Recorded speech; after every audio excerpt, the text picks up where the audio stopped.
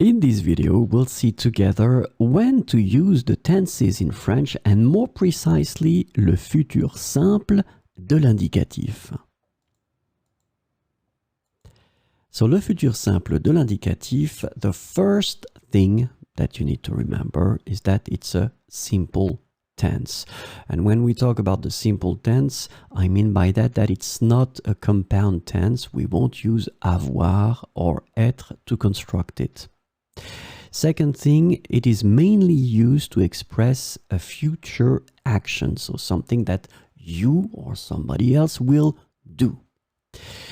And it will take place later, so the concept is that it has not yet taken place. So it's not in the process, it's something that will happen later. So let's have some examples now.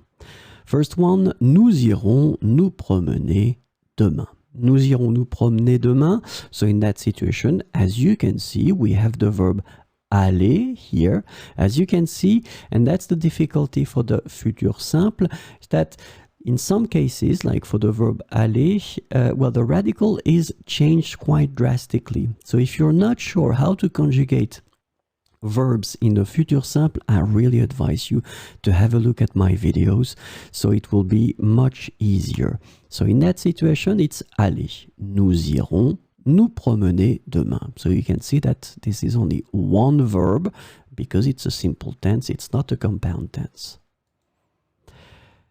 Je te verrai demain soir.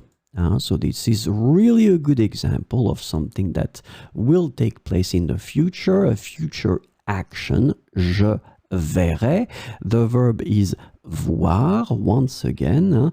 You can see that it's been changing quite much. Je verrai. Je te verrai demain soir. And then, le bébé naîtra en octobre. So this is also another good example. I mean, something that is not yet in the process, but it will happen later. Le bébé naîtra en octobre. In that situation, the verb is naître. In the future, naîtra. So once again, nous irons nous promener demain. So simple tense, as you can see. You don't use any auxiliary here. Je te verrai demain soir. So we're talking about a future action. Le bébé naîtra en octobre. It will take place later and not now. Voilà.